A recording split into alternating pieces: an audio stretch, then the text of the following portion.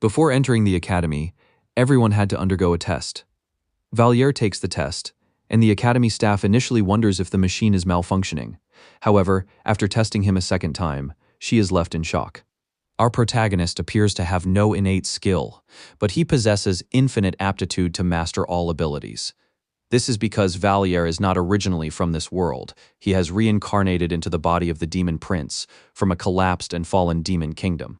As the future Demon King, he secretly enters the human royal academy, determined to survive while hiding his identity and dealing with arrogant nobles along the way. We begin the story with our boy remembering how he died from a heart attack, not because of stress, but because of thousands of roast comments. Ridiculous, right? Yet there he is, staring at his own lifeless body, forced to accept the absurdity of it all.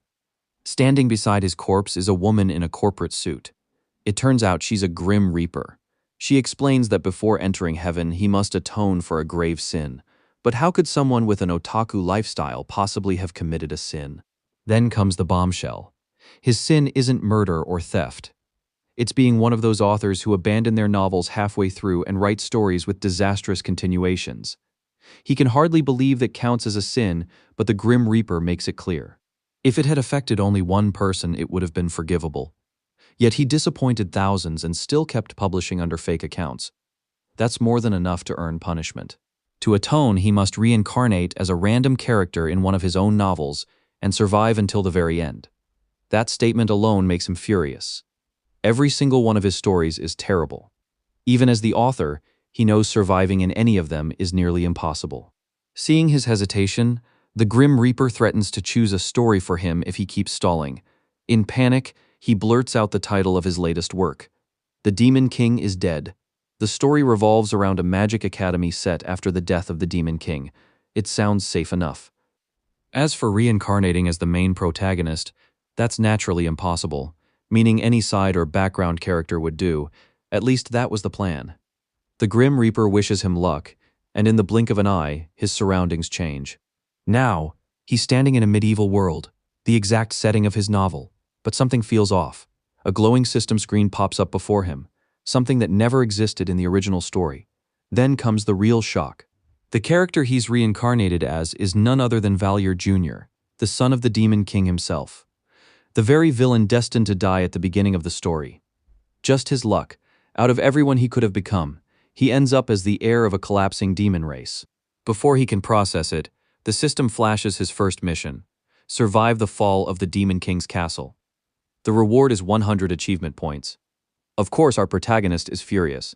He immediately curses the Grim Reaper for dropping him into such a hopeless situation. The war is already lost, and the Demon King's downfall is only moments away. After sprinting for a while, Valier finally stumbles upon the Demon Castle's storage room. Because his powers are currently garbage and he has no escape skills, he hopes to find something that could improve his odds of survival. Unfortunately, most of the items lying around are nothing but junk. After rummaging through the room for a bit, he manages to find a dusty magic scroll book. Now all he needs is a spell that can get him the hell out of this place. His eyes light up when he discovers a teleportation scroll. It seems perfect, until it refuses to work, no matter how many times he tries. Then comes the kicker. A glowing system message pops up, informing him that the spell failed due to a movement magic barrier. Valier has no clue what that even means, and his frustration quickly builds. Just when he is ready to accept his fate, the book suddenly flips open on its own, revealing another scroll hidden beneath. This one turns out to be camouflage magic, a low-rank spell, but still a useful one. Immediately, a plan sparks in his head. He will use the spell to disguise himself as a human, sneak into the human prison cells, get rescued by the Imperial Army, and disappear at the first opportunity. After sneaking his way into the human prison area, an overwhelming stench hits him the moment he steps inside. Before he can even process it, he feels something squishy beneath his foot. Looking down, he freezes. It is a human hand. He jerks back in shock, his heart pounding. None of this was ever written in his novel, which makes the situation even worse. As panic begins creeping in, movement catches his eye. To his surprise, there is actually a survivor. Approaching cautiously, Valier decides to speak first, asking if the girl is all right. She nods weakly, bringing him a bit of relief. After a short exchange, he reassures her that help will definitely come. She suggests they stick together until then, and he agrees without hesitation, moving closer. Now the atmosphere turns painfully awkward. The silence, mixed with the awful smell, makes the moment almost unbearable. Trying to lighten the mood, Valier offers her some food he found earlier in his pocket. She accepts it quietly with a soft thank you before falling silent again. Now he can only wonder if she hates it. Moments later, footsteps echo through the corridor.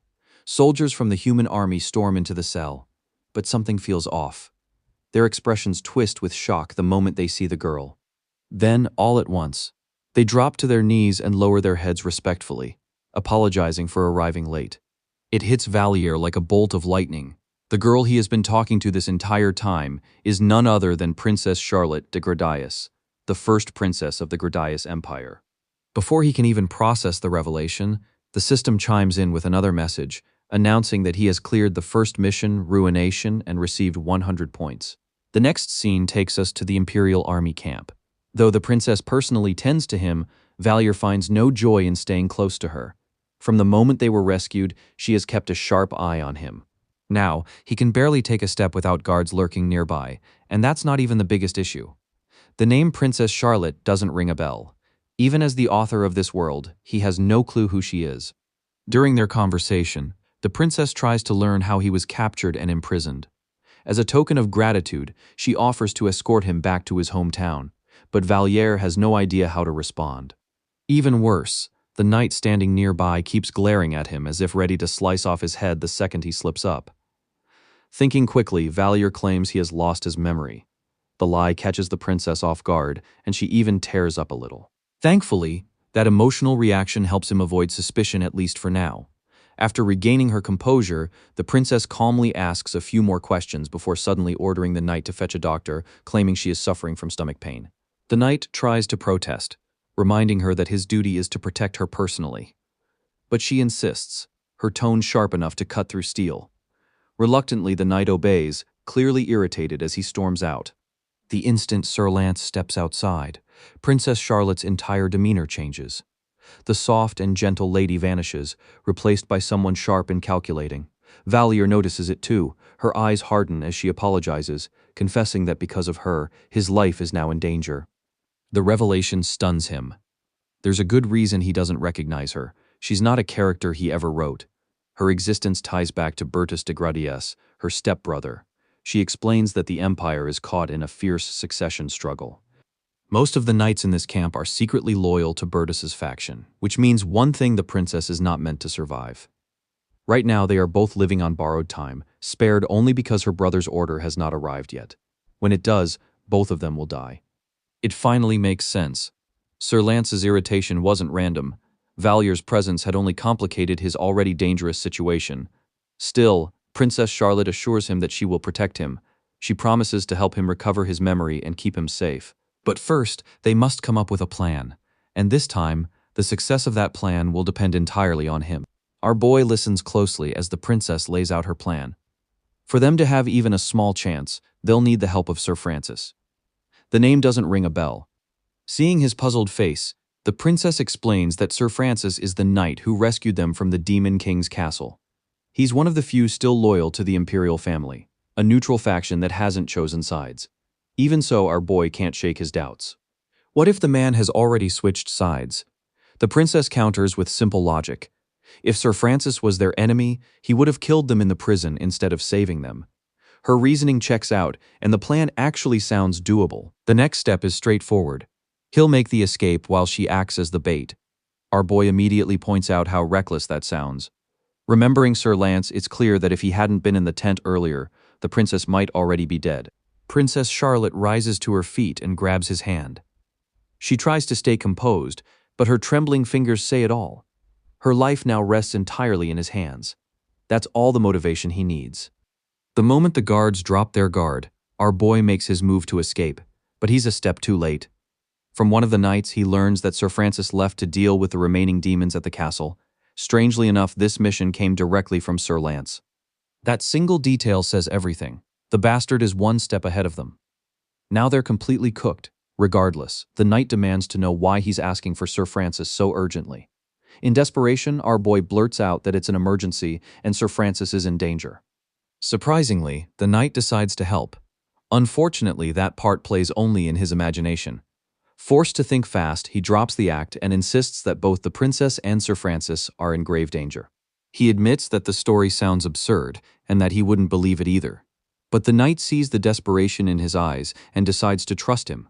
Turns out, the knight had his own doubts. Sir Francis himself had told him to stay behind earlier, which struck him as strange.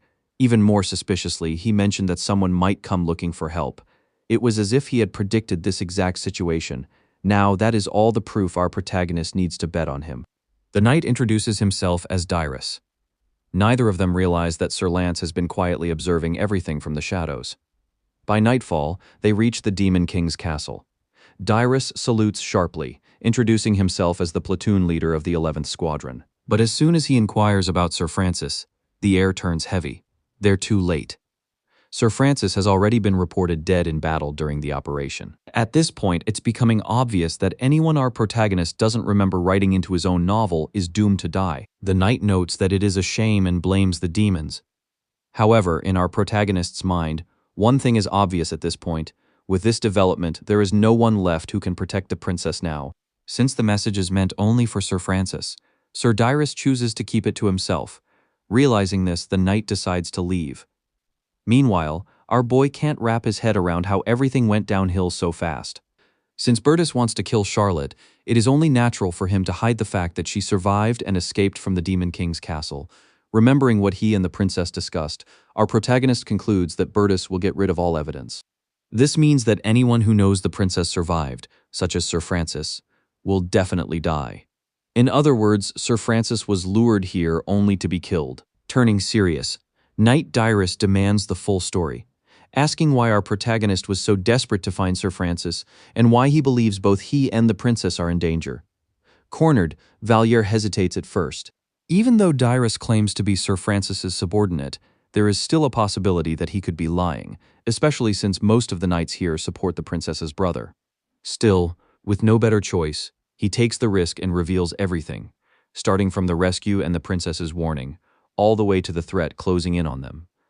Dyrus listens in silence and begins to ponder seriously.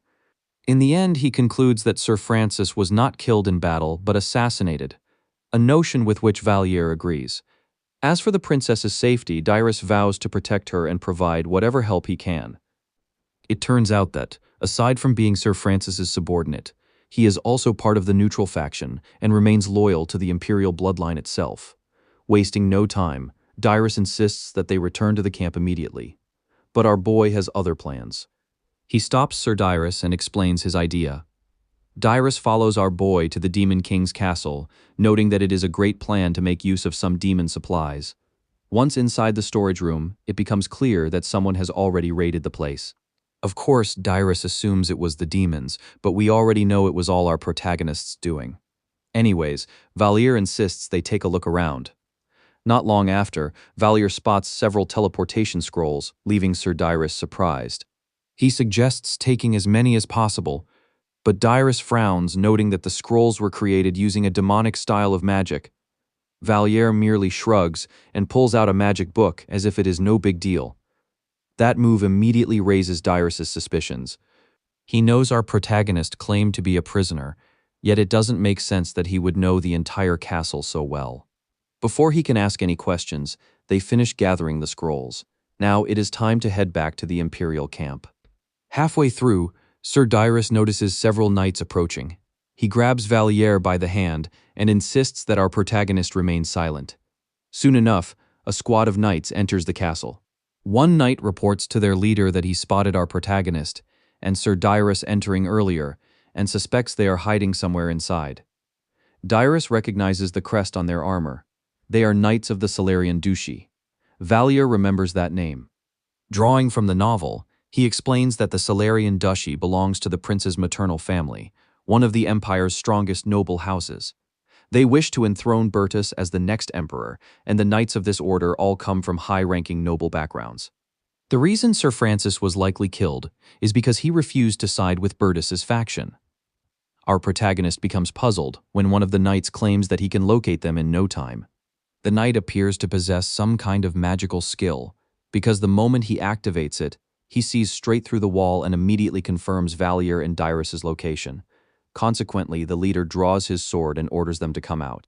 The moment they step outside, the knight begins mocking the princess, calling her pitiful and claiming that she is about to drag innocent people to their deaths along with her. Dyrus's rage boils over as he warns them to watch their tongues when speaking of the princess. The knight merely shakes his head, finding Sir Dyrus far too insignificant to care about. He admits that he takes no pleasure in killing innocent civilians, but claims he has no choice because of his duty to the Empire. Now, Sir Dyrus draws his own sword and tells our protagonist to stay back. Our boy curses under his breath, realizing just how bad the situation has become. As he wonders whether this will be the end, something about the statue beside him catches his attention. Our protagonist watches as the statue's eyes suddenly glow a deep crimson. He is taken aback, noting that this is probably the moment when the gargoyle-like statue comes to life. It is as if the creature actually heard his thoughts. Predictably, the statue begins to move, leaving the knights utterly shocked.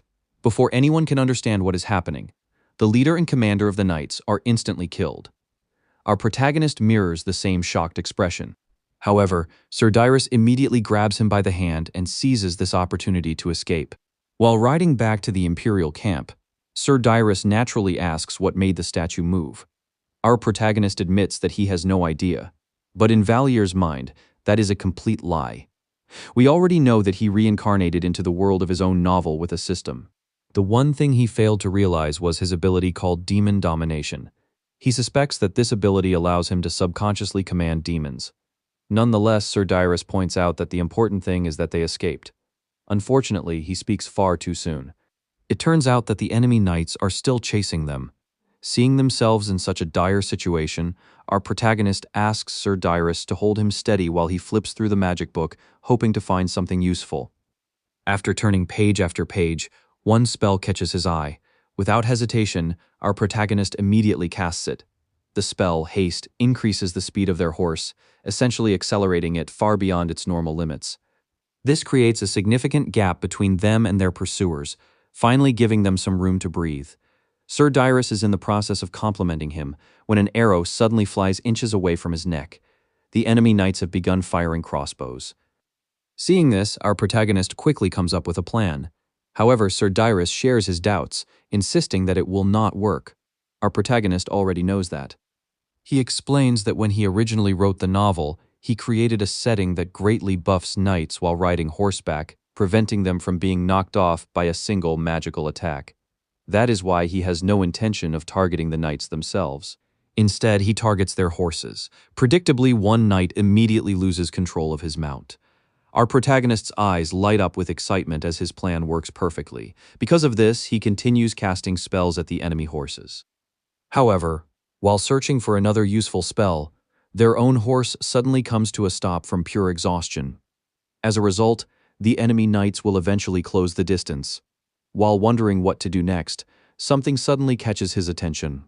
Our protagonist spots a group of surviving demons bound in chains. Seeing them, he realizes they must be prisoners of war. Surprisingly, he feels the same strange sensation and connection with them that he felt when the statue moved back at the castle. Suddenly, one of the orcs in the group goes berserk. At first, it appears to be charging directly toward them. Then, without warning, it changes direction and rushes straight toward the approaching enemy knights. The knights immediately prepare for battle. As the clash between the knights and the enraged orc begins, our boy and Sir Dyrus finally gain the opportunity to escape. Unbeknownst to our protagonist, Sir Dyrus's suspicions continue to grow. The first gargoyle might have been dismissed as a coincidence, but this orc is far too suspicious. Regardless of his doubts, saving the princess remains the top priority. The next scene shifts to the Imperial camp. The moment they enter the camp, they are stopped by a security guard. Even after Sir Dyrus introduces himself and explains that he urgently needs to report to the princess, the guard refuses to let them pass. The knight even dares to question why someone of Sir Dyrus's position would wish to speak with the princess. As a result, Sir Dyrus immediately ends the guard's life and informs Valier about their backup plan. While Sir Dyrus draws the attention of the surrounding guards and soldiers, our protagonist will seize the opportunity to rescue the princess. Eventually, our protagonist enters the princess's tent. The priests immediately become furious upon seeing him interrupt their gathering. On the contrary, Princess Charlotte expresses surprise the moment she sees him. Without wasting any time, he tells her to come closer before activating a light magic spell. Then, just like that, he grabs her hand and pulls her close while activating a teleportation spell. In an instant, they successfully teleport out of the camp. With that, the system announces that our protagonist has completed the prologue sequence. Since Charlotte, an important character who originally died in the novel's plot, has been successfully saved, the future has now changed. The system informs him that, as a reward for altering fate, he has earned 1,000 achievement points. The next scene takes us to the imperial capital, Guardium. This is normally where the main story begins. Our protagonist originally modeled it after Seoul, his home country. However, judging from his expression, something is clearly wrong. There are no massive skyscrapers anywhere in sight, making all the effort he put into writing about them a complete waste. Anyways, now isn't the time to complain. It's a miracle they even survived. Turning toward the princess, it seems this was her first experience with teleportation, as she looks like a confused puppy. Our boy apologizes for not explaining things properly before bringing her to the capital. While offering her a hand, he also informs her that Sir Francis is dead. His answer only raises more questions, but he decides to explain everything once Sir Dyrus arrives. Speaking of Sir Dyrus, he soon arrives using teleportation magic and is relieved to see that both of them are safe. Our protagonist checks on him, but Dyrus assures him that he's fine and notes that the backup plan was a success. As we already know, Plan B involved creating a distraction, which Sir Dyrus handled, while our protagonist focused on rescuing the princess. Still, our protagonist believes the plan only succeeded because they had extra scrolls. Otherwise, Sir Dyrus probably wouldn't have made it out alive. Just then, Princess Charlotte asks who Sir Dyrus is. Realizing his mistake, Sir Dyrus immediately shows his respect, formally introduces himself as a knight and platoon leader, and offers to report everything that happened to Her Highness. Sir Dyrus eventually explains the entire situation to the princess. Even though our boy should feel somewhat satisfied after playing a major role in saving her, Sir Dyrus's report contains far too many coincidences. In fact, the man uses the word coincidence 4 different times. And let's not forget that our protagonist was also using teleportation magic, supposedly cracked by demons. Basically, he's at the center of everything. Even the princess is beginning to show signs of growing suspicious of him. Well, that's only natural. She was raised in a strict environment filled with imperial politics, so it wouldn't be strange for her to be wary of outsiders. Anyways, sticking around the princess for too long will eventually expose his identity. For the sake of his life, our protagonist decides he has to bail at the first opportunity. Even if this is the world of his own novel, he faces a serious problem. He has nowhere to go. And more importantly, he has no money. In simple terms, he's starving and completely screwed. Our boy begins reflecting on his mistakes as an author, regretting that he never created convenient settings, such as demons being able to survive on mana alone. That's when a system window suddenly pops up. According to the system, enabling a setting like that would require 100,000 achievement points. For the first time, our boy asks the system what achievement points actually are. The system immediately roasts him before explaining that they're essentially what grant him the authority to interfere with the events of the novel. Reading through the system panel, our protagonist learns that his actions will naturally affect the plot. Because of that, the system will provide him with challenges and tasks tied to various story events, rewarding him with achievement points in return. As for the challenges themselves, he finds them completely ridiculous. One example literally suggests slapping the emperor for 10,000 points, a reward that would probably get him executed immediately afterward. Still, after clearing the prologue, he unlocks 2 new skills. The first is revision. This skill allows him to alter events before they happen and even add buffs or skills to himself. The second is preview. Just as the name suggests, it allows him to see what is about to happen and how his choices will affect the plot. Before our boy can become the most broken character in existence, the system immediately slaps him with a restriction. Apparently, he cannot directly interfere with the main plot or the main characters. Being too lazy to read everything himself, he lets the system summarize it. Basically, achievement points can be used for almost anything. He can interfere with side plots using his skills, but the main plot must remain intact. Any attempt to manipulate major story events will result in penalties.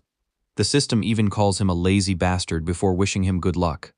Since his current balance is only 1,000 points, he decides to explore the system further rather than waste them.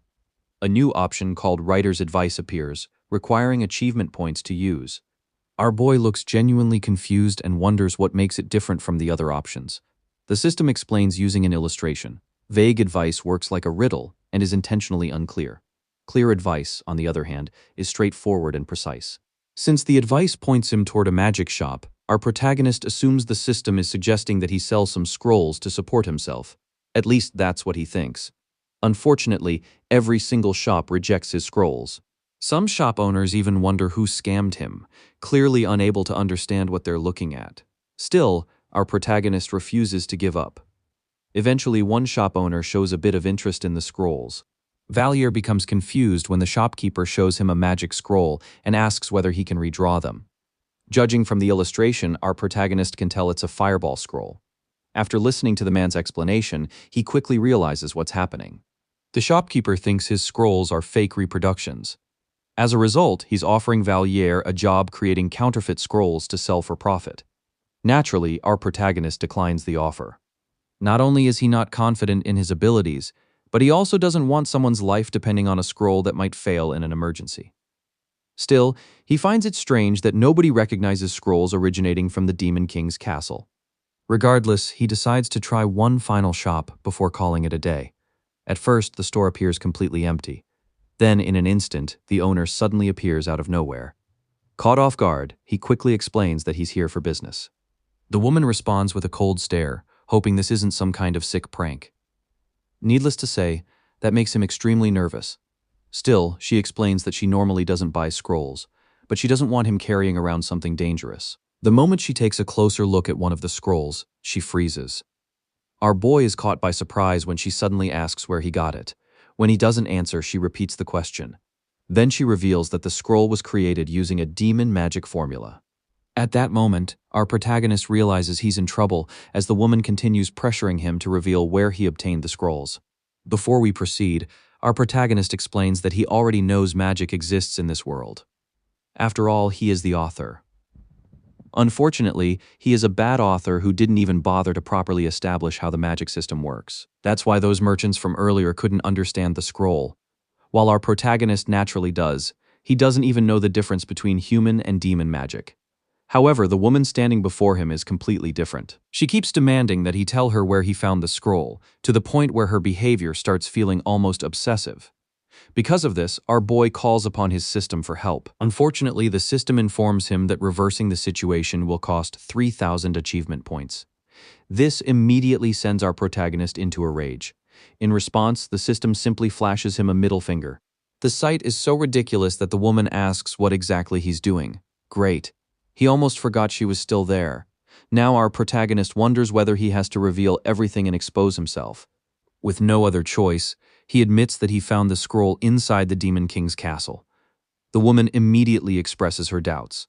She even goes as far as threatening to beat him up if he continues lying. Our boy quickly tells her to calm down and decides to explain everything from the beginning. After hearing his story, the woman outright calls him a liar, especially the part about rescuing the princess. After all, if he really saved Princess Charlotte, shouldn't he be living comfortably in the palace and receiving rewards instead of wandering the streets? Still, our protagonist insists that he's telling the truth. He explains that he can't simply go to the castle and claim his reward, because doing so would put his life in danger. He simply wants to avoid becoming Prince Bertus's target. His logic sounds reasonable. As a result, the woman decides to believe him, but not completely. What puzzles him the most is that she feels strangely saddened by the Demon King's death. Regardless of whether it was our protagonist or the princess who escaped, she believes both of them must have gone through unimaginable hardships inside the Demon King's castle. Out of nowhere, she embraces him, thinking that it must have been incredibly difficult for him. This is when our protagonist reveals that he has lost his memories and doesn't fully remember what happened. At the same time, he's relieved that the woman is finally acting friendly toward him. She assumes his memory loss is the result of the Demon Castle's curse, and explains that it can be cured with a simple release spell. Hearing this, our boy is stunned. He immediately tries to stop her, fearing the spell might undo his transformation. Unfortunately, she's already casting it. As the smoke slowly clears, the woman's eyes widen in shock. Of course, our protagonist's identity as the demon prince has now been exposed. At this point, our boy thinks he's completely cooked. He's internally panicking while desperately trying to remain calm. Then, to his utter shock, the woman suddenly drops to one knee and addresses him as Your Highness. Our protagonist is left speechless. This leads her to ask whether he truly doesn't remember. Unfortunately, he remains completely clueless, so she begins chanting another spell. To our protagonist's surprise, she reveals her true form, a demon and a vampire. Even then, our boy still doesn't remember her, leaving the woman visibly shocked. Anyway, she points out that they can't continue their conversation here and suggests moving upstairs. Our protagonist agrees, though inwardly he's cursing his luck because he has absolutely no idea what's going on. Once they reach the second floor, she prepares food for him. Our protagonist thanks her since he's been starving. During their meal, the woman is surprised to learn that he truly lost his memories. Our protagonist confirms it, saying that the only thing he knows for certain is that he's the demon prince. As a result, she considers their encounter incredibly fortunate. Before making a proper introduction, her name is Ilaris, a member of the Demon King's army's Guardium infiltration squad. As expected, our protagonist has no clue who that is because he doesn't remember writing about her. Still, one question bothers him. How is she able to survive in the sunny part of the city when she's obviously a vampire? Well, it turns out this is simply the only place she can afford. And yes, even vampires struggle to pay rent. Anyway, the conversation soon shifts toward the other members of the infiltration squad. Our protagonist learns that there are two more demons in the group. The first is a dread fiend named Sarkagar, who is currently operating under the false identity of Count Argon Pontius. Dread fiends specialize in transformation magic. He's also the one responsible for kidnapping Princess Charlotte. Our boy immediately takes note of the name before asking about the second member. The second demon is Lawyer, a lycanthrope-type demon. She's essentially the ruler of the underworld and runs the largest criminal organization in the region. As a result, she's the one solely funding their entire operation. When our protagonist asks how she earns the money, he nearly spits out his drink after hearing the answer. She sells candy. Now it finally makes sense why Ilaris is struggling to pay rent.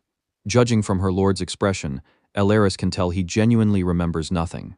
Oddly enough, she finds this somewhat relieving. She then asks how he plans to rebuild the demon race.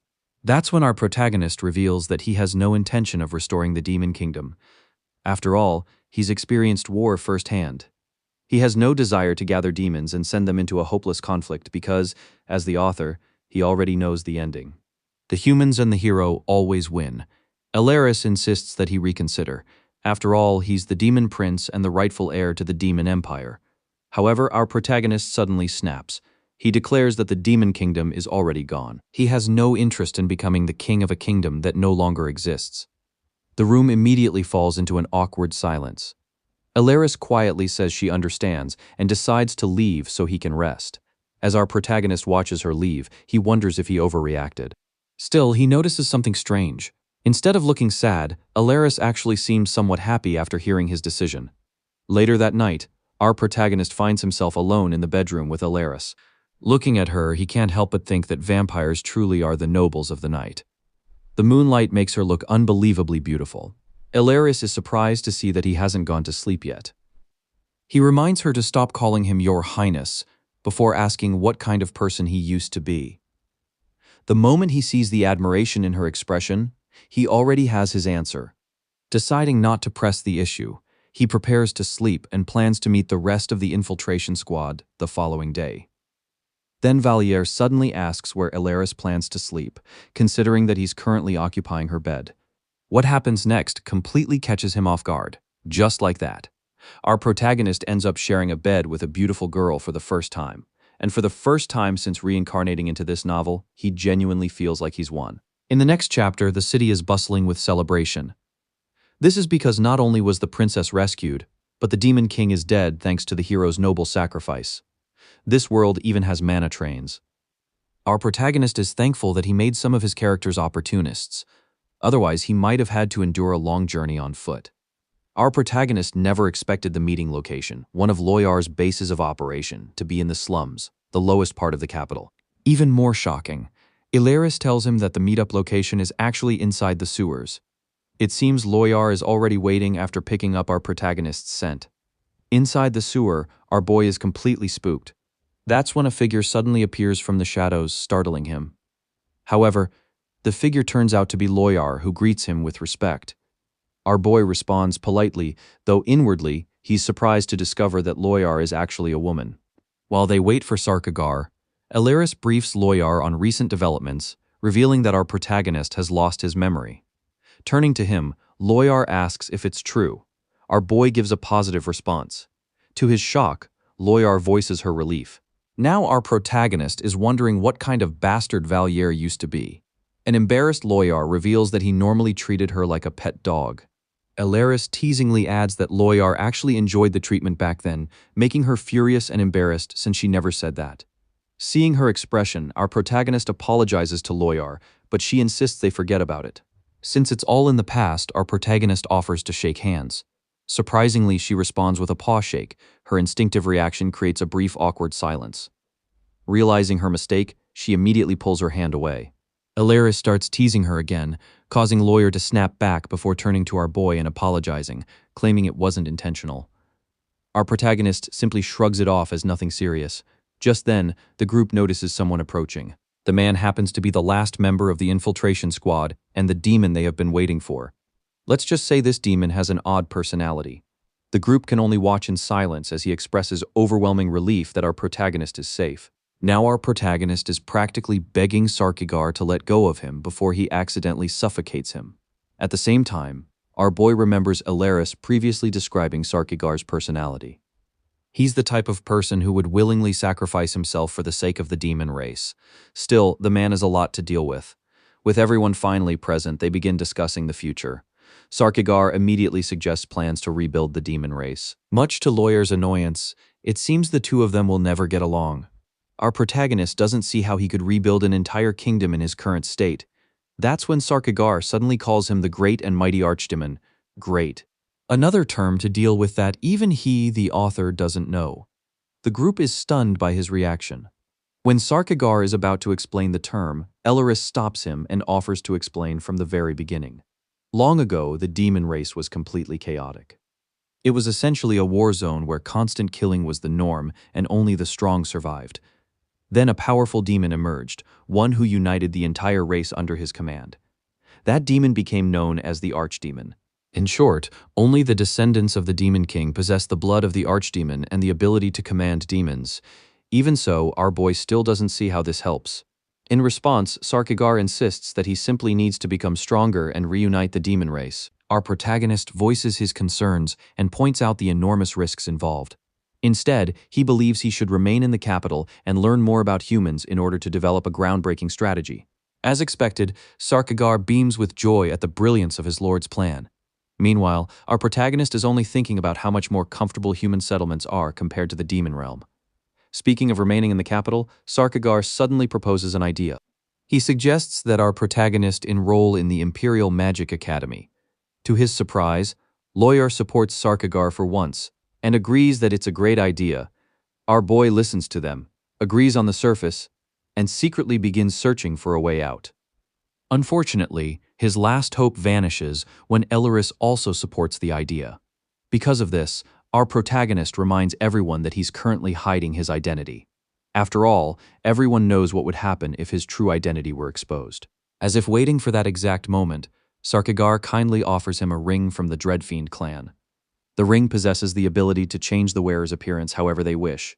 And just like that, our protagonist realizes he's already been volunteered for the plan. To prepare, Sarkagar provides him with the transformation ring, while Elaris helps him obtain a fake identity. This is necessary because the kingdom is likely searching for him due to his involvement in saving Princess Charlotte. As an additional precaution, our protagonist is introduced as Loyar's younger brother. One of Loyar's subordinates, Daibun, notes that our protagonist is quite handsome before asking for his name. Our protagonist decides to go with Reinhardt. Apparently, the group discusses the choice, with Elaris pointing out that taking the Demon King's name would be suspicious. The group struggles to come up with a suitable alternative.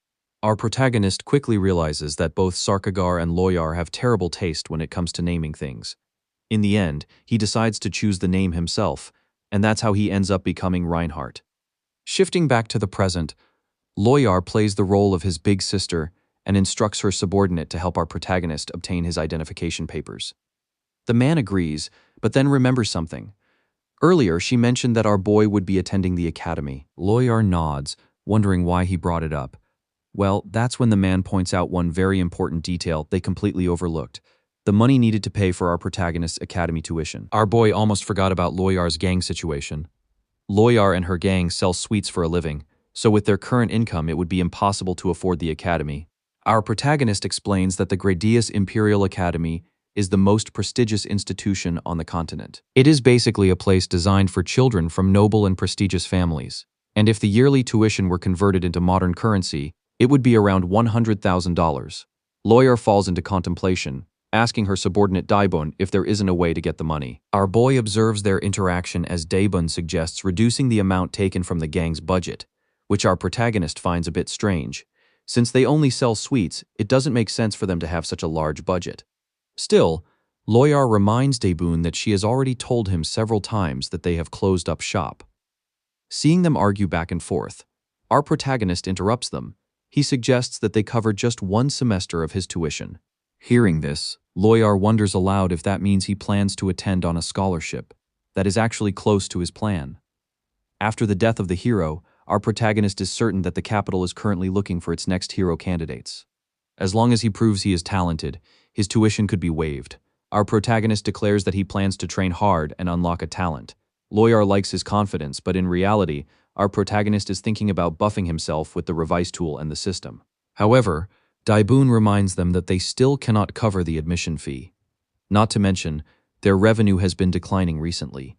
That is when our protagonist offers a solution. Daibun wonders what our protagonist means by changing the way they think. So our protagonist explains that if customers are not coming to them, they have to go to the customers. To summarize his plan, our protagonist intends to take advantage of the heavy foot traffic around junctions and stations. That is when he suggests the Mana train station. It has a huge amount of traffic, and if they sell candy there, parents will have no choice but to buy some for their kids. Daibun supports the idea, praising our boy as a genius, while Loyar is about to say something but quickly covers her mouth. This is why our boy looks at her as if he wishes his eyes could shoot lasers, because she almost called him a clever bastard. Because of this, our protagonist decides to discipline her, so he offers his hand. He only wanted to tease her and make her do a paw shake, but to everyone's surprise, she instinctively acts like a trained dog. Daibun is obviously confused, while our protagonist simply grins wickedly, as Loyar insists it was a mistake. The scene shifts to somewhere in the slums. A welcoming celebration is held in our protagonist's honor, as he officially joins the family of beggars, which is what they call themselves. With that, everyone raises their beer cups for a toast.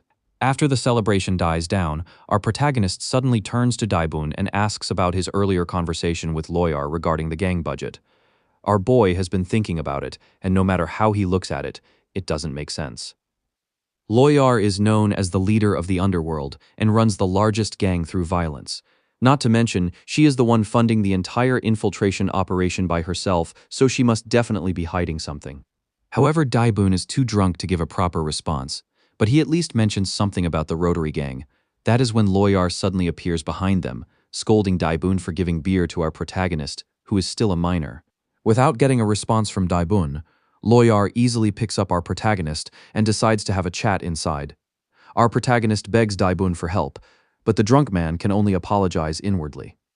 Once inside, Loyar scolds our boy for drinking, reminding him of the consequences if people discover his real identity. Our boy cuts her off mid-sentence, insisting that she come clean. He knows she is doing something shady and only sells sweets on the surface as a cover. Otherwise, how would she be able to fund an infiltration team? Loyar explains that the reason she never told him is because she thought he did not need to know, and she was never planning to hide it. So our boy asks if that means she is doing something that involves harming people. The truth is a bit complicated. While they may occasionally resort to violence, they really do sell candy on the surface. Our protagonist listens as she explains that their beggar group usually helps the Capital Guild gather information, which our protagonist compares to the fantasy versions of the Hao clan or the Beggar clan. Loyar tells our protagonist that if he wants, she can tell him everything. However, she believes it would be better if he stayed out of it. She wants him to forget about the gang and focus on the academy. The conversation ends with our protagonist understanding that if he performs well and enters the academy, he will not have to worry about joining the Rotary Gang anymore. The very next day, our boy heads to the Imperial Capital Administration Bureau with Daibun to get his ID. Our protagonist did not expect the process to be easier than he thought. Now it is time for him to register for admission to the Imperial Royal Academy. Once inside, Daibun expects to find rich kids accompanied by their parents, but our protagonist corrects him. Currently, they are in the counseling office. Apparently, this is where candidates are evaluated for talent. Our protagonist explains that if he possesses one, it automatically translates into lower tuition and guaranteed admission. Soon, both arrive at the third evaluation window. Seeing them, the lady informs them that this is the admission window. Daibun is about to say something, but our protagonist confidently cuts in, stating that he came to pay the admission fee. Hearing this, the lady sighs. She explains that she has seen many people like them who claim they can afford admission but only pay for half a year of tuition. Seeing our boy's shocked expression, she smugly continues, saying that he will most likely end up borrowing money from other students to cover the remaining tuition. To prevent such incidents, the academy prohibits students from paying only half of their tuition fees. Our protagonist finds this a bit problematic. He is about to suggest that they leave, but Daibun suddenly asks if they can at least evaluate our protagonist. After all, he could be a once-in-a-lifetime genius. Before proceeding, he asks whether there is a fee for the evaluation. The lady assures him that it is completely free and tells them to follow her to the testing area. There, she brings out a magical device and instructs our boy to place his hand on it. Although he has some concerns, he reluctantly places his hand on the device. Seeing the results, the lady expresses surprise. Thinking the device is broken, she decides to get a new one. Of course, it is not as if the device broke because of our protagonist's terrible stats. Anyway, the worker brings a replacement after confirming that nothing is wrong with it.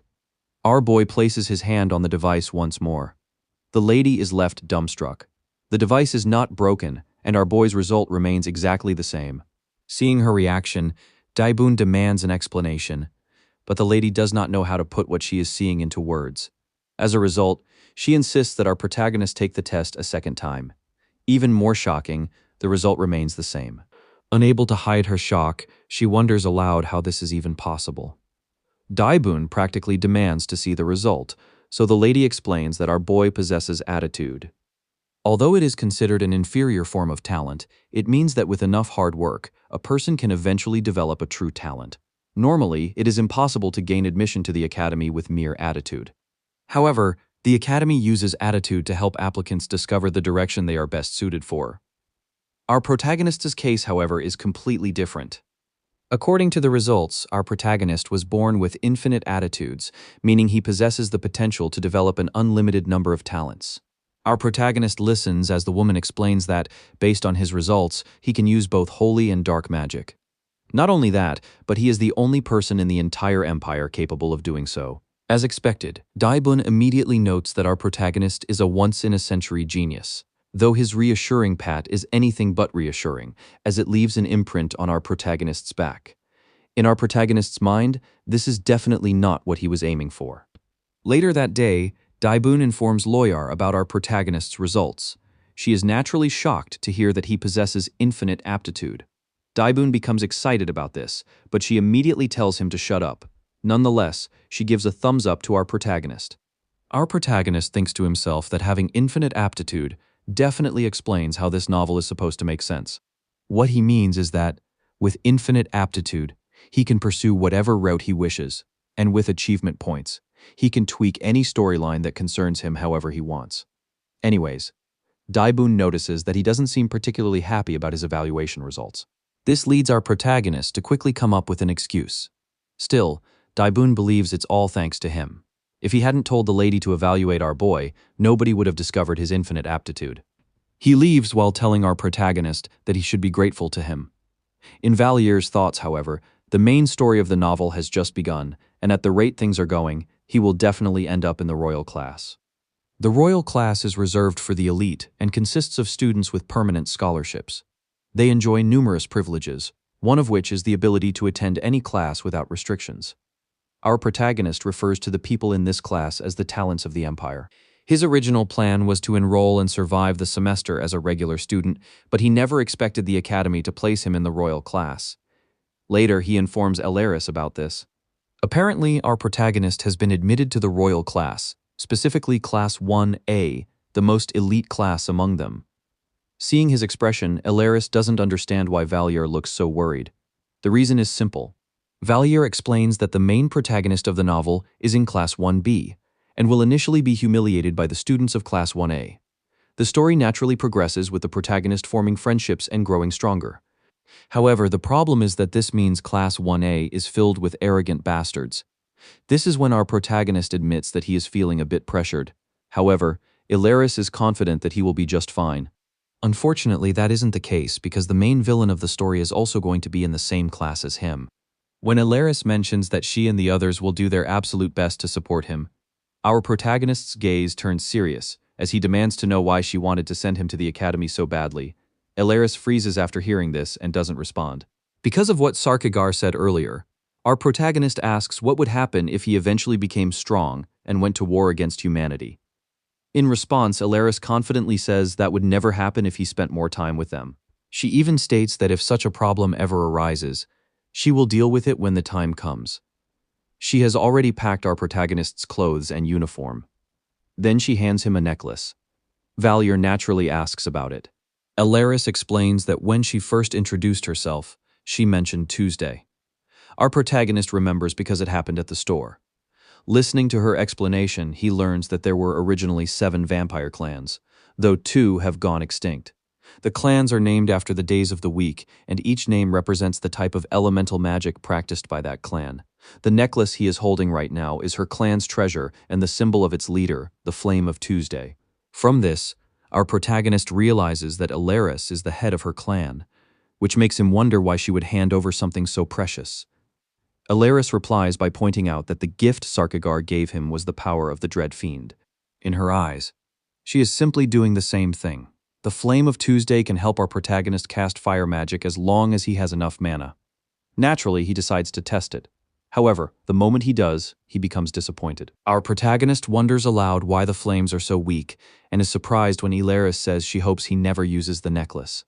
The reason is that the necklace power is heavily influenced and fueled by negative emotions. She hopes he understands why she gave it to him. As for the reason, our protagonist concludes that she doesn't want him to hate anyone, while still giving him a tool to protect himself in times of danger. Understanding this, our protagonist clenches the necklace, thanks her, and promises not to use its power until he graduates. Not long afterward, Loyar arrives to give him her own gift. Since every member of the infiltration group has given him something, Loyar decides to give him the money that was originally meant for his academy admission so he can use it as spending money. Our protagonist thanks her and promises to use it wisely. But then Loyar switches into Big Sister mode and starts lecturing him about behaving properly. Having had enough, our protagonist drives her away while reminding her that he isn't a kid. The moment she leaves, our protagonist remembers something crucial. This novel is supposed to be a slice-of-life story. It was originally intended to be a relaxing experience for readers who were tired of his usual tragic and dark endings. The problem is that our protagonist never had much of a taste for happy endings. What he means is that, somewhere later in the story, a gate to another world will open, and that gate will threaten the entire world with annihilation. Thinking about this, our protagonist comes to one terrifying realization. He's completely screwed. Naturally, our protagonist begins to panic, as he doesn't know what to do. At first, he considers running away and returning after the event is over. However, he immediately dismisses the idea because he can't allow Ilaris and the others to pay for his foolish mistakes. Because of this, our protagonist decides to attend the academy, not just for the sake of the story. He plans to grow stronger, and if he can't use achievement points to revise the event, then he will personally fight the monsters himself. The following day, the official Chapter 1 of the novel begins. Our protagonist arrives at the academy and is left in awe by the building. He can only wonder how much money was poured into constructing such a place. Even the interior is more impressive than the exterior. Just then, a blonde girl notices our protagonist. Getting his attention, she asks if he is a new student, to which our protagonist nods. They shake hands and she introduces herself as Ceres Van Owen, the class president of the royal class. Our protagonist replies that it is nice to meet her. She offers to help and asks for his ID. After looking at it, she realizes that he is part of the royal class, so she points him toward his personal dorm room. With that, our protagonist thanks her, while she reminds him not to be late for the freshman party. Attendance is mandatory since the first years will be informed about the rules they must follow. Afterward, she leaves to help another freshman. After walking for some time, our protagonist eventually finds his dorm room. Using his ID card, the magic barrier around the door handle disappears. Only then does our protagonist realize it was magic, though he shouldn't be surprised anymore at this point. Next, he enters, wondering what the inside of his dorm will look like since he only described it in the novel as a large room. To his shock, however, the dorm resembles a luxury suite. While looking around, he suddenly spots a box. Valier honestly didn't expect them to receive gifts. Finding the academy surprisingly considerate, he opens the wrapped gift. Inside is a dorm map, along with snacks and a notepad. Our protagonist finds this very convenient, because since there is still time before the party, he can write down the names of the people he is going to encounter. Not long after he finishes jotting down the names of his classmates, he considers doing the same for Class B when the academy suddenly makes an announcement. Valier realizes it's time for the freshman party, though he didn't expect time to fly by so quickly. Looking at his notes, our protagonist explains that he only remembers a few characters. Still, that should be enough information for the people he is about to meet. As expected, the moment he enters the lobby, it's as if he is witnessing his imagination become reality. Surprisingly enough, even the upperclassmen have attended. Looking at their intimidating gazes, our protagonist realizes they came to check out the new students. Normally, they shouldn't have much interest in freshmen. While distracted by this thought, someone steps on his foot. Our protagonist immediately reacts in pain, while the person quickly apologizes. He is almost in tears, but immediately freezes the moment he sees the one responsible. The boy helps him up while continuing to apologize before introducing himself as Ludwig while scratching the back of his head. Our protagonist naturally replies by giving his own name. The two then shake hands as Ludwig remarks that it is a pleasure to meet him. As for why our protagonist froze earlier, it turns out Ludwig is actually the main protagonist of the novel. His presence only reminds our protagonist that he has reincarnated into his own story. The party begins with Ceres Van Owen stepping forward to personally welcome everyone. She tells the freshmen to sit in the chairs prepared for them at the center of the lobby.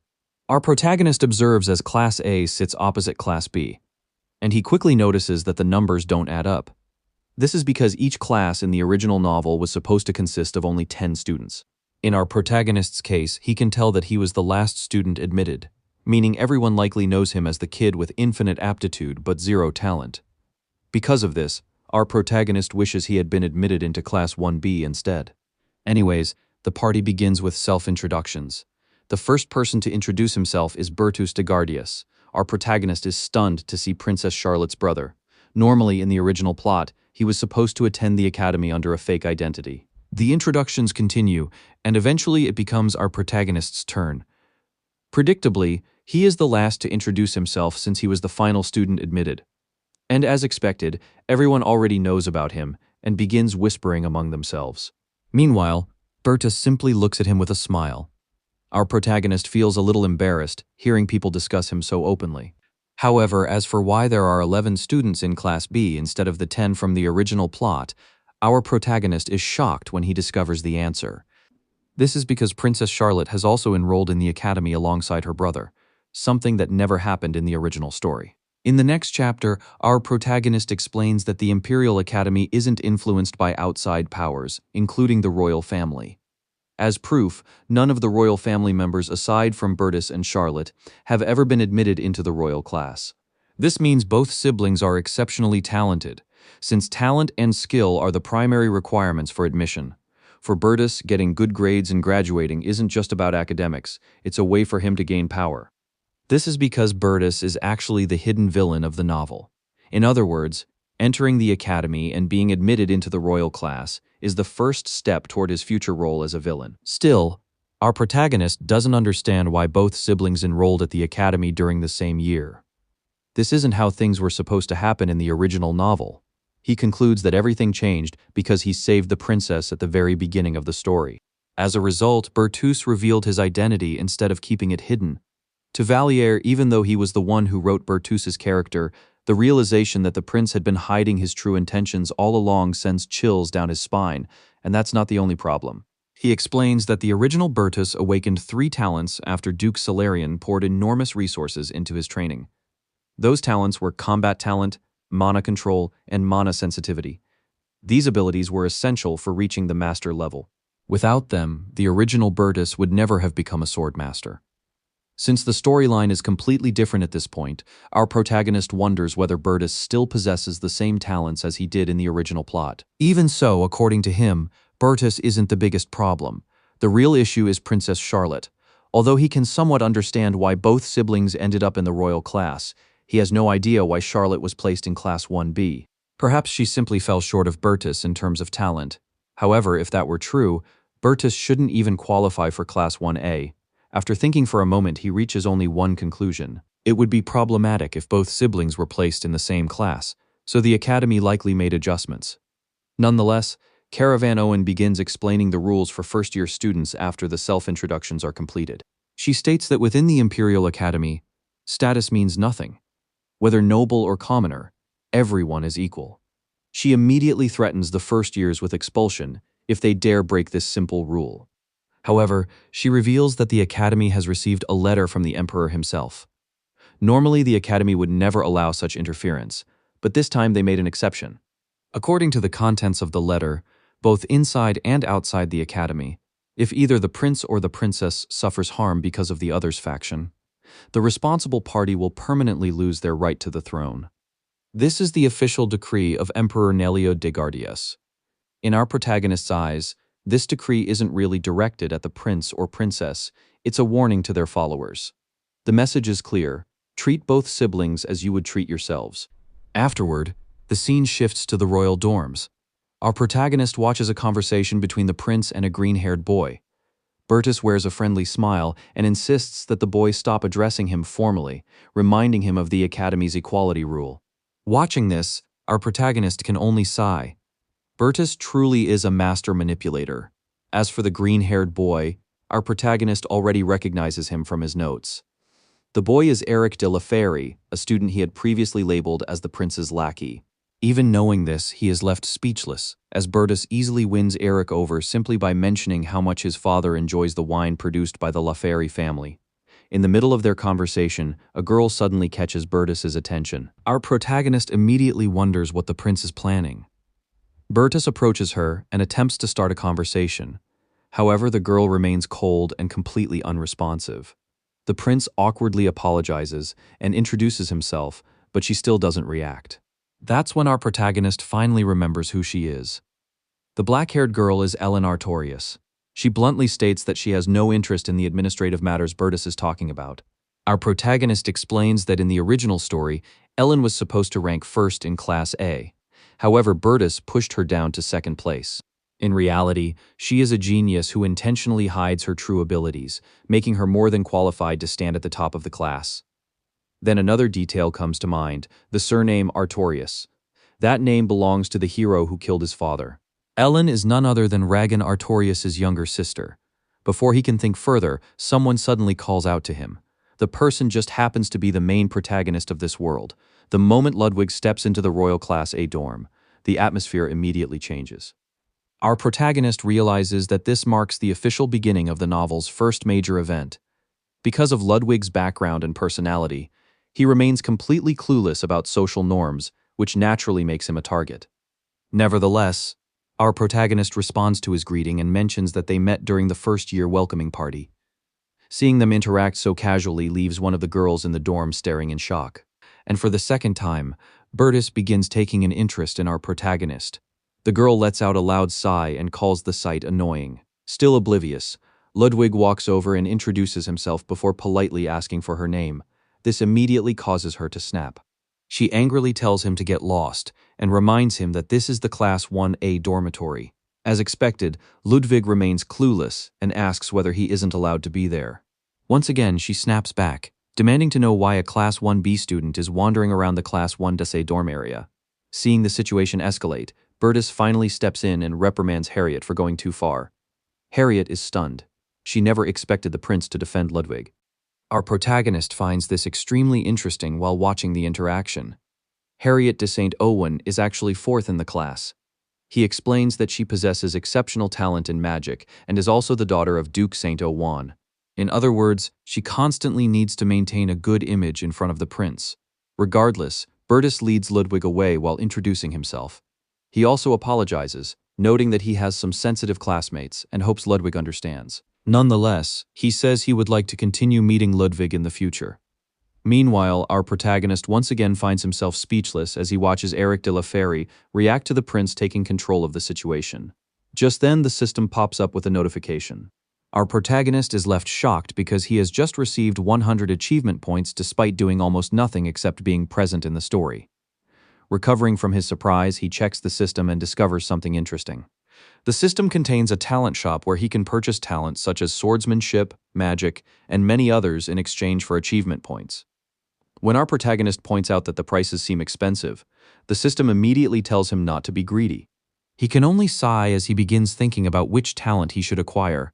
However, something makes him pause. Since the system also mentions supernatural abilities, our protagonist decides to check them out. While doing so, he explains how supernatural abilities work. Unlike talents, supernatural abilities are usually weak when they first manifest and are difficult to control because they require time and continuous practice to develop. Nonetheless, Valier decides to keep his options open and plans to gather more achievement points before eventually purchasing a supernatural ability. The plot naturally progresses after the welcoming ceremony and first-year party. Our protagonist explains that, just like the other classes, the royal class will now be introduced to their homeroom teacher. So far, nothing significant has happened, making him wonder if the story has remained unchanged despite the prince and princess appearing much earlier than expected. Just then, their homeroom teacher enters and demands everyone's attention. Our protagonist is slightly surprised. The teacher is a mature man who gives off a highly professional aura, exactly what one would expect from the instructor of the royal class. After briefly introducing himself, Eppihauser explains the class schedule. Mondays and Thursdays will be regular classes, while the remaining days will be dedicated to pre-registered courses chosen by the students themselves. Turning toward Bertus, he addresses him as number 1. Eppihauser appoints the prince as the temporary class president, explaining that all class affairs must be reported through him. He makes it clear that the position is temporary. If the students wish to elect someone else later, they are free to discuss it and inform him. Until then, Bertus will serve as class president, and all instructions will be delivered through him. However, there is something else Eppihauser wants to make crystal clear. The students are surprised when he tells them to report any fights directly to him, because there have been incidents in the past where students ended up killing each other. Because of this, he wants everyone to be careful and familiarize themselves with their classmates' talents and supernatural abilities. Just then, one student raises his hand. He wants to know what will happen if the teacher interferes in their affairs. From his expression alone, it is obvious that he will become one of those troublesome students who constantly give teachers headaches. Unfazed, Eppihauser simply adjusts his glasses before explaining that the royal class is under special management. While they are students, they are also extremely valuable assets to the empire. At the same time, they can be dangerous to themselves and others. The student still looks confused, prompting Eppihauser to ask whether they were not informed before entering the class. To put it simply, he tells them that he has full authority to punish them however he sees fit. The entire classroom feels the pressure in the air as he explains what special management truly means. Even then, one arrogant student asks whether he is actually capable of doing such a thing. Hearing the indirect challenge, Eppihauser remains calm. He simply points out that he has been teaching the royal class for over a decade. In other words, he has been doing this long enough to handle arrogant and foolish students like the one speaking. While sorting through the class register, he suddenly calls out our protagonist's name. When Valier responds, Eppihauser tells him to follow him to his office immediately. Even as a 30-year-old man, those words still send chills down his spine. Later, inside the office, Eppihauser notes that Valier is the student with infinite aptitudes but no talent. Valier nods, causing the teacher to hand him a list and insist that he take a look. The list contains the names of his classmates. Our protagonist listens as Eppihauser explains that each student possesses a talent or supernatural ability and attends classes specifically designed to help them develop those strengths. In other words, every student already has a clear path ahead of them. Valier, however, is completely different. Eppihauser believes that our protagonist must be facing a dilemma because, with his countless aptitudes, he has no idea what path he should choose. Listening to him, our protagonist realizes in disbelief that his teacher is genuinely trying to help him. Eppihauser admits that he has met students who disliked their talents and abilities but were forced to continue down those paths regardless. Compared to them, Valliere is lucky. He has the freedom to choose whatever he wants. Because of this, our protagonist tells him that he wants to study supernatural abilities. Hearing this, Eppihauser points out that the reports summarized Valliere's aptitudes, but he wonders whether our protagonist possesses the same aptitude for mastering supernatural abilities. Valliere can only scratch his head awkwardly. In truth, supernatural abilities are much cheaper to purchase from the system store, which is the real reason he chose them. However, Eppihauser explains that students normally cannot enter a supernatural ability class without already possessing an ability. Because Valliere is a member of the royal class, an exception can be made. Still, he warns him that he may be removed from the course if he fails to show any progress. Nonetheless, he hands our protagonist a document. It turns out to be a personalized class schedule. Valliere cannot believe the teacher has already gone out of his way to create one specifically for him. Even so, Eppihauser offers one final piece of advice. Supernatural abilities are difficult to manifest through effort alone. In other words, Valliere should aim for something greater instead of limiting himself. Our protagonist accepts the advice, thanks the teacher, and leaves. Returning to the classroom, Valliere realizes that Eppihauser is a much better teacher than he initially expected. However, the moment he steps inside, he immediately pauses. The atmosphere feels strange. The entire class is staring directly at him as if he has something on his face. Just then, the same arrogant student from earlier approaches him. With a mocking grin, he asks whether Valliere is really the student with infinite aptitudes but zero talent. Valliere simply confirms it before wondering why Kair is confronting him. Because of this, Kair loudly points out that this is the royal class, so it makes no sense for someone like our protagonist to be admitted here. Meanwhile, our protagonist simply ignores him and heads to his seat. His lack of response only makes Kair more arrogant, as he wonders aloud how someone with no talent managed to enter a classroom filled with geniuses. The entire time, our protagonist notices that the prince has been observing him. Kair keeps talking to the point that Valliere finally tells him to shut up in the calmest tone possible. As a result, Kair becomes furious. Valliere then asks why he is being yelled at over something decided by the Academy's admissions department. It's not like he bribed anyone, he simply came where the Academy told him to come. Kair is left stunned as our protagonist asks whether he was perhaps in charge of admissions. He further asks if Kair even knows the head of admissions. Of course, Kair has no clue. Now our protagonist coldly asks why he is bothering him in the first place, causing Kair to break out in a cold sweat. At that moment, Valliere finally remembers who he is. This is the student with enormous mana reserves but no actual talent for magic. Now, that's a terrible situation. The guy can store mana but has no reliable means of discharging it. The entire class watches as our protagonist effortlessly handles the idiot. However, the moment he returns to his seat, the classroom begins whispering. Students start making rude remarks and calling him names. In Valliere's mind, he immediately realizes that he has messed up. He can already tell that everyone now sees him as a talentless student with serious anger issues. However, that's not even the worst part. The prince is now making it painfully obvious that he is paying special attention to him. Naturally, our protagonist doesn't like that one bit. Later, at the school cafeteria, Valliere continues observing Bertus, unable to understand why the prince keeps watching him. He expresses some regret for confronting Kair. After all, the moment that incident happened in class, everyone began treating him like some kind of plague. While the atmosphere in his class remains gloomy and hostile, Class B is filled with laughter and excitement. Reflecting on the situation, Valliere realizes that he has officially become the class scumbag. Putting that aside, he begins observing the prince's conversation. Harriet reveals that she possesses 3 talents related to mana manipulation, which makes sense considering she is a mage. She even invites the prince to take classes together since their talents are similar. Meanwhile, on the other side of the cafeteria, the princess is sitting with Ludwig. The boy keeps piling meat onto her plate while insisting that she needs proper nutrition to recover. This is despite the princess repeatedly claiming that she dislikes greasy food. Watching the scene unfold, Valliere can't help but wonder whether he should be concerned. Immediately after lunch, physical training begins. Our protagonist is already exhausted as he realizes they are expected to run 20 laps right after eating. The instructor continues urging everyone forward. Meanwhile, Harriet is quickly falling behind. She feels like she's about to die from exhaustion and wonders what the point of physical training is when she is a mage. Unfortunately for her, an instructor suddenly appears behind her. He points out that if this were a real battlefield, she would already be dead. And just like that, Harriet finds herself running for her life while the instructor chases after her.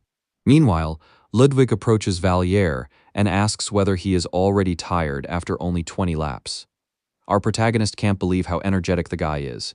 Even worse, he has to endure this training for an entire semester. Just then, Ellen overtakes both of them. As expected, the girl is incredibly fast.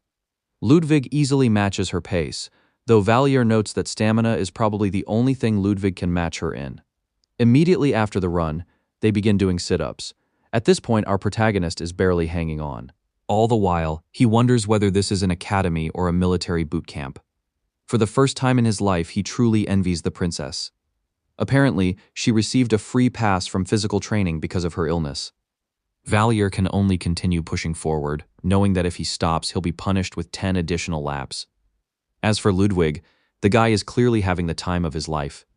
After training, the scene shifts to the male locker room. One of the students looks completely ripped, like someone who has never skipped a single day at the gym. Meanwhile, our protagonist minds his own business while listening to the conversations around him. He is shocked to discover that they have to go through this training routine every Thursday. Just as he is processing this horrifying information, Kayer suddenly appears beside him. The boy casually remarks that Valier doesn't seem particularly fit.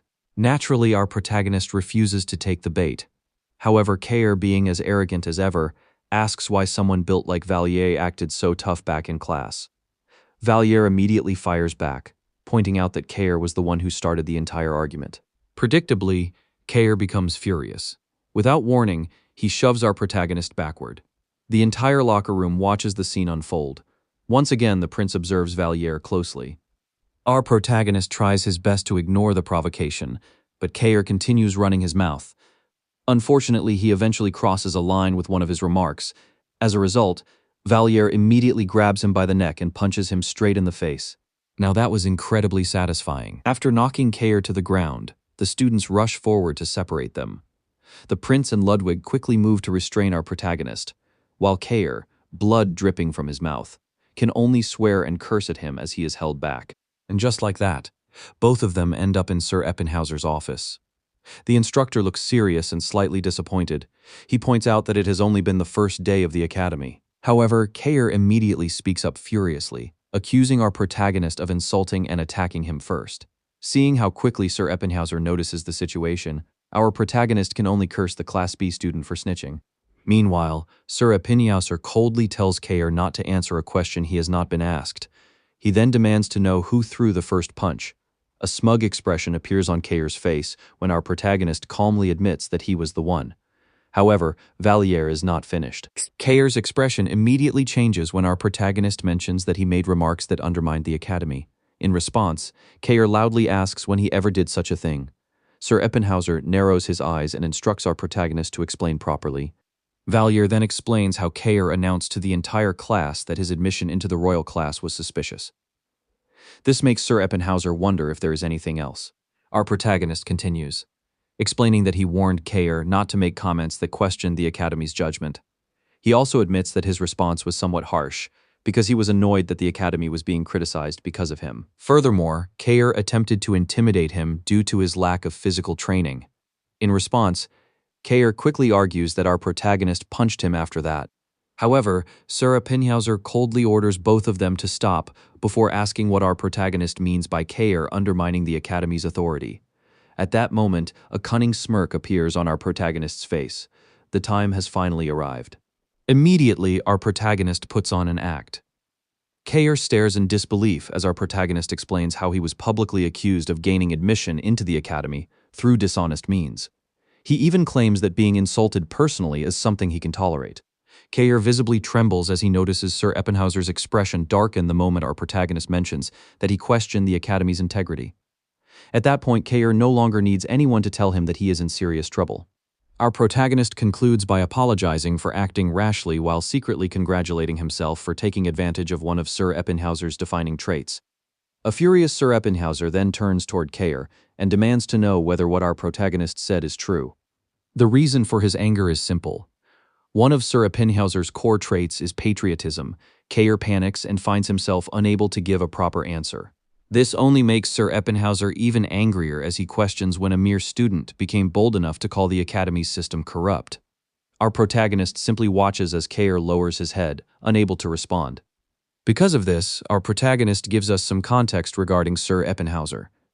The man is a patriot with immense pride in both the Imperial Academy and the Empire itself.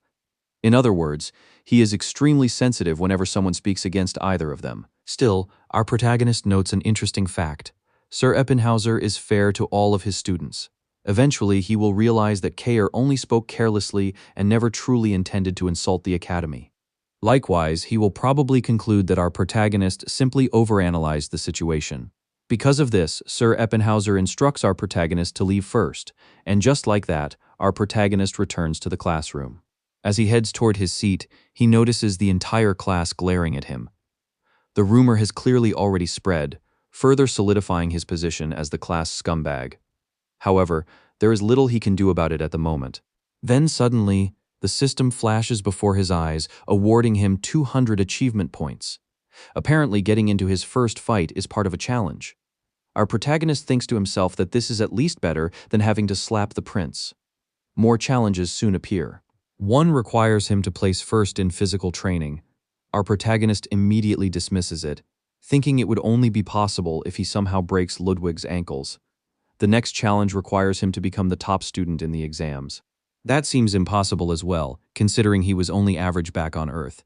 The following challenge makes our protagonist wonder if the system is deliberately trying to ruin his life. As if that were not enough, even more challenges appear, tasks that could easily get him into trouble or even expelled from the academy.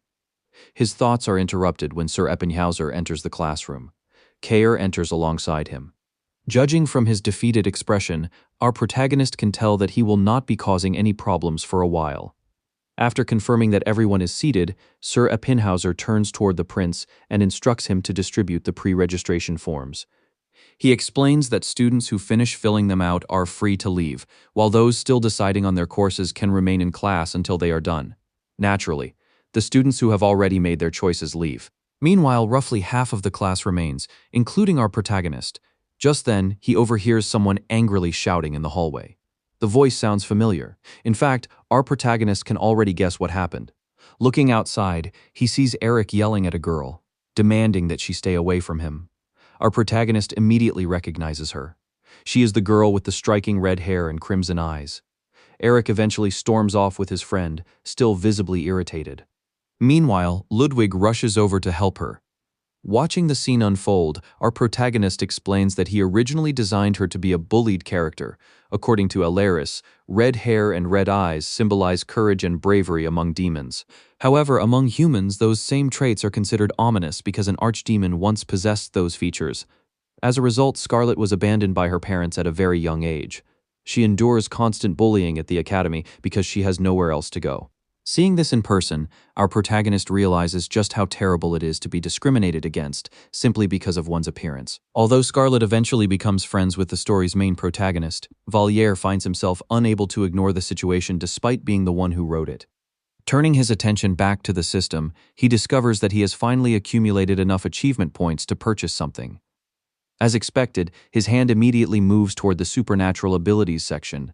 Then his eyes widen. There, he finds an ability he intentionally left out of the novel because it is simply too overpowered. The next scene shifts to our protagonist's dorm room. Our protagonist keeps staring at the system window, noting that he intentionally removed the self-suggestion ability from his original novel. The reason he left it out was because it is considered a cheat ability, one capable of allowing a person to achieve the impossible through self-hypnosis. The ability requires very few points to purchase and is an evolving type ability, so our protagonist decides to buy it. However, he doesn't expect what happens next. The ability is currently at level 0 and locked. Of course, our protagonist is furious, believing he has just been scammed by the system. Unfortunately, after thinking about it, he realizes there is an explanation. Although we already know the difference between talents and supernatural abilities, our protagonist explains that some abilities are classified as locked abilities. The self-suggestion ability happens to be one of them. This means he must awaken the ability before he can use it. And the awakening process is tied to a force awakening condition, meaning he must experience a traumatic event before the ability can be unlocked. Since his current achievement point balance is sitting at 0, our protagonist realizes he obviously can't afford to purchase any talents. This leaves him with two choices. The first is unlocking the ability. The second is earning enough achievement points to buy a talent instead. Our protagonist can be seen complaining as he browses through the challenge tasks in search of something suitable. But at that moment, one task suddenly catches his attention. A wicked smile immediately appears on his face. Before we find out what it is, the scene shifts outside. The Imperial Academy isn't just an institution for learning. This is because a large population lives alongside the students, leading to the establishment of a bustling commercial district. In simple terms, people run all kinds of businesses, and Academy students naturally choose it as a place to hang out. Inside one of the restaurants are the male students of Class A. Kair seems to have something on his mind. Funny enough, the narrative explains that both he and his friend Kono are actually commoners. Despite this, Kair's ego can rival even that of the prince. Eric, the prince's loyal follower, is the only noble in their friend group.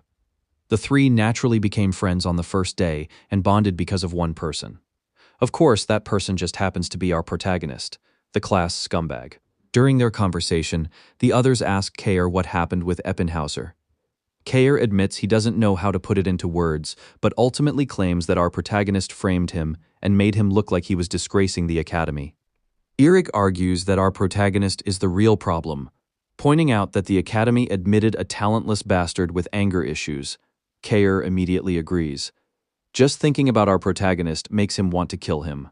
However, the serious atmosphere doesn't last long. Kono suddenly looks outside the restaurant and notices several pretty girls from the other class. Eric nearly spits out his tea when Kono points out that there aren't many pretty girls in their class. Surprisingly, Eric agrees, though he insists Kono should never say that to their faces. Kono already knows that. After all, if this were the real world, he wouldn't even have the opportunity to be in the same room as them since he's a commoner, while most of the girls come from noble or prestigious families. And just like that, the conversation shifts to a topic popular among teenage boys. They begin debating who the prettiest girl in the royal class is.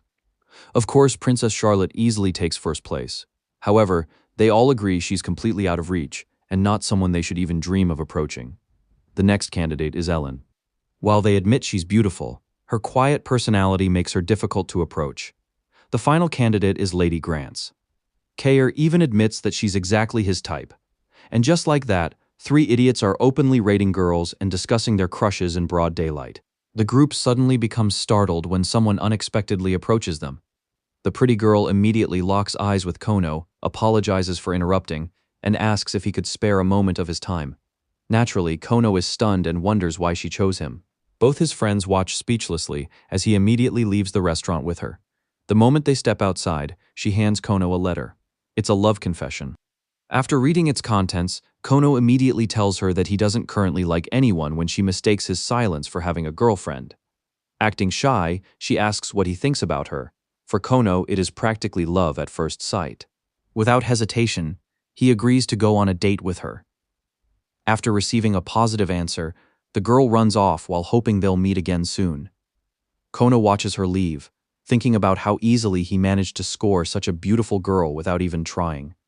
Both Kair and Eric witness the entire thing and immediately become jealous. Eric begins thinking about working out more.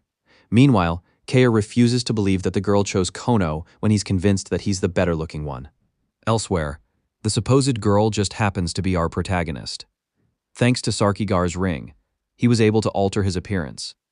At the same time, the system notifies him that he has successfully completed a challenge task. As a reward, he receives 1,000 achievement points for getting confessed to. Our protagonist explains that he pulled this off because the system never specifically stated that he had to be confessed to as himself. In other words, he simply exploited a loophole. Because of his actions, the system's challenge tasks immediately update. Now the system is practically pushing him to go on a date with Kono. Thinking about it, our protagonist almost feels bad for the boy. After all, he just manipulated an innocent teenager for achievement points. Recovering his focus, he reminds himself that he's doing all of this to earn enough points to secure a useful talent. And just like that, he begins browsing through the system once again. Eventually, one talent catches his attention. Now all he needs to do is get rejected. The next scene takes us to the training hall. Our protagonist doesn't know how he should feel. First, he felt like he had sold his soul for achievement points. Now he's about to have his dignity completely crushed. To ensure his plan succeeds, he carefully evaluates the perfect target. And that person happens to be Ellen. Our protagonist is certain that she doesn't care about him in the slightest. Which means this should be the easiest rejection in history.